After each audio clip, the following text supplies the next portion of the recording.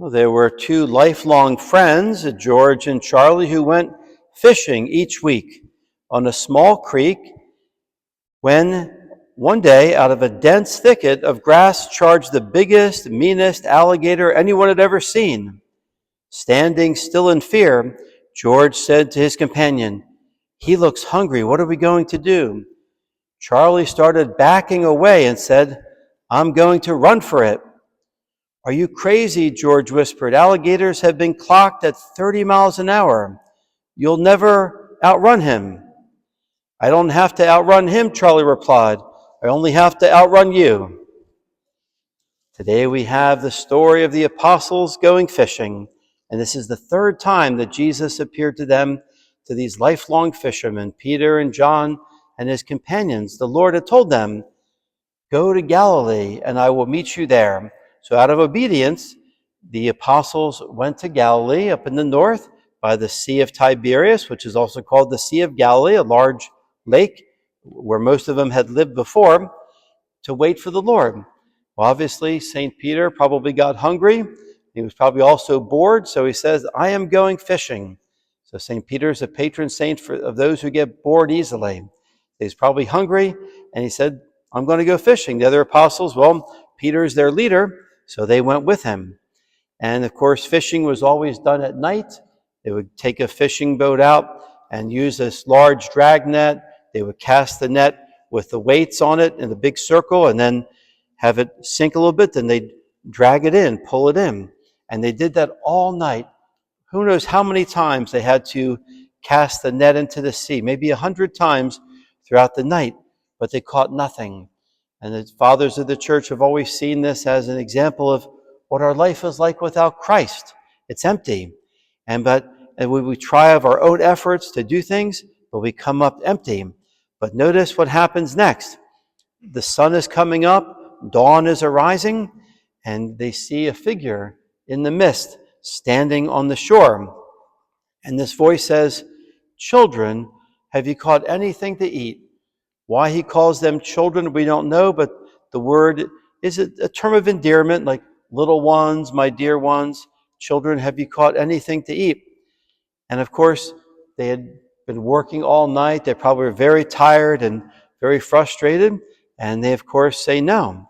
And this voice from the shore says, "Well, just cast the net onto the right side of the boat, the other side of the boat, and you'll find something."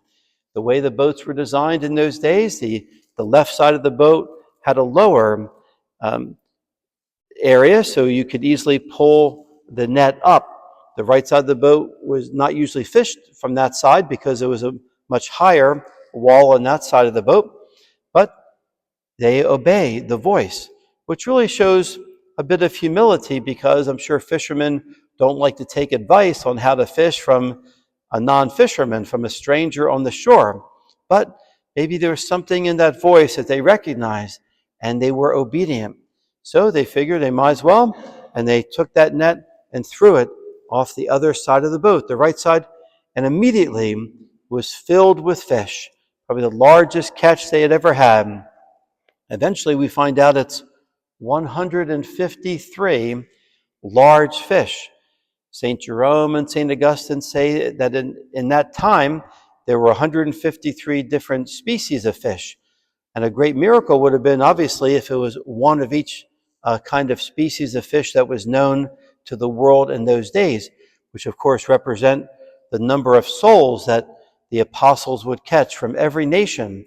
That this catch of fish represents the church that would exist in all nations of the world.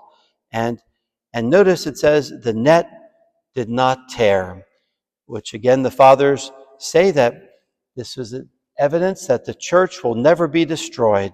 Even though there'll be wave after wave of persecution, the net will not break. And these 153 fish, representing all the nations of the world, will be kept safe in this net. And then it says that the disciple whom Jesus loved, St. John the Apostle, known for his purity of heart, says, "It is the Lord." It's always the pure of heart that see God. When people lose their purity of heart, they often lose their faith. If you want to regain your faith, regain your purity of heart. And so John the Beloved says, it's the Lord.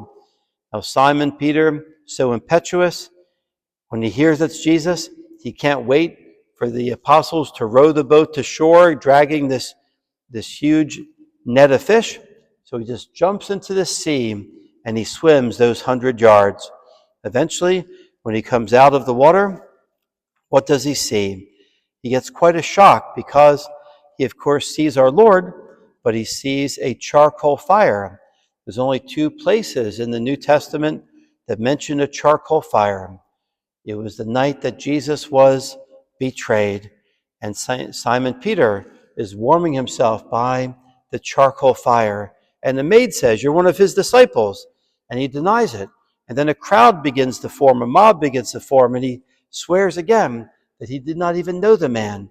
And then finally they say, no, you're a Galilean. We can tell by your accent. And he makes an oath. He even swears to God.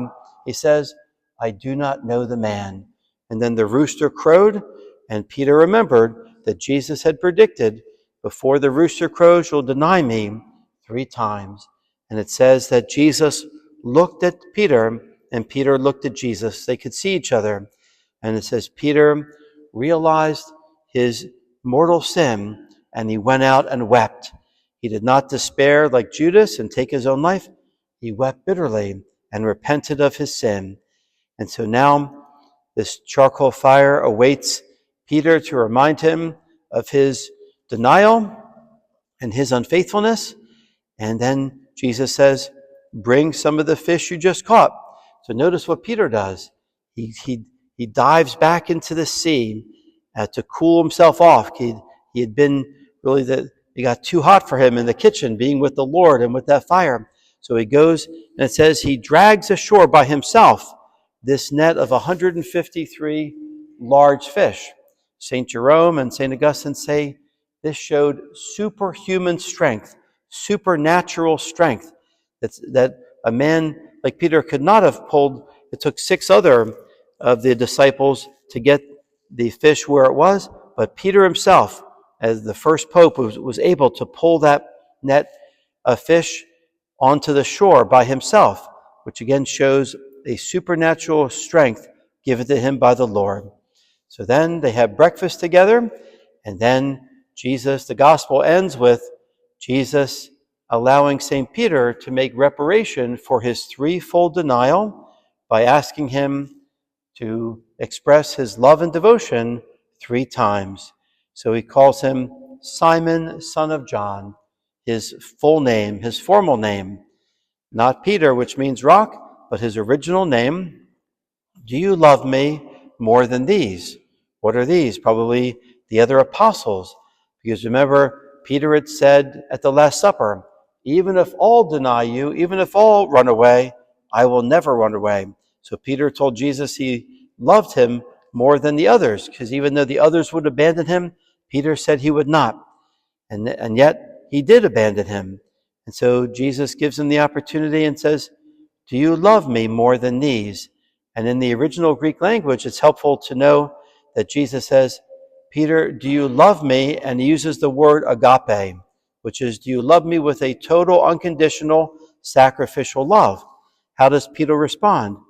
Peter responds by saying, yes, Lord, you know that I love you. But when Peter used the word love, he used the word philios, a brotherly love, a friendship. Yes, Lord, I love you as a brother, as a friend.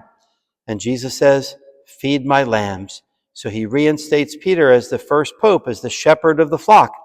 And then a second time, he says, Simon, son of John, do you love me? And again, he uses the word agape, with a total, unconditional, sacrificial love. Peter responds, Lord, you know that I love you. And he uses the word philios, with a brotherly, with a friendship kind of love. And Jesus says, tend my sheep. Then the third time, what does the Lord say? Simon, son of John, do you love me? But this time, Jesus says, do you even love me as a friend, as a brother? And that's why it says Peter was hurt. He was distressed that the Lord had said to him for the third time, do you love me? And Peter has to admit, Lord, you know everything. You know that I love you. And he uses the word as a brother, as a friend. And Jesus does accept that and says, feed my sheep. And then he predicts St. Peter's death, which will be by crucifixion. He says, when you grow old, you will stretch out your hands. And that, of course, is representing that Peter would be crucified. And we know that in the year 67 AD, he was crucified. And that he was crucified upside down, because he said, I'm not worthy to be crucified in the same way as the Lord. So even though St. Peter in 33 AD could only say, Lord, I love you as a brother, as a friend, in the year 67 AD, 34 years later, St. Peter would stretch out his arms and he was able to say, yes, Jesus, I love you totally, unconditionally, and sacrificially, not just as a brother or as a friend, but I love you above all things. And St. John concludes by saying, and this indicated what kind of death St. Peter would endure. And Jesus said, follow me. And St. Peter would follow Jesus all the way to death. So I think what we can take from today's gospel, number one, without Christ, we come up empty. We come up with nothing.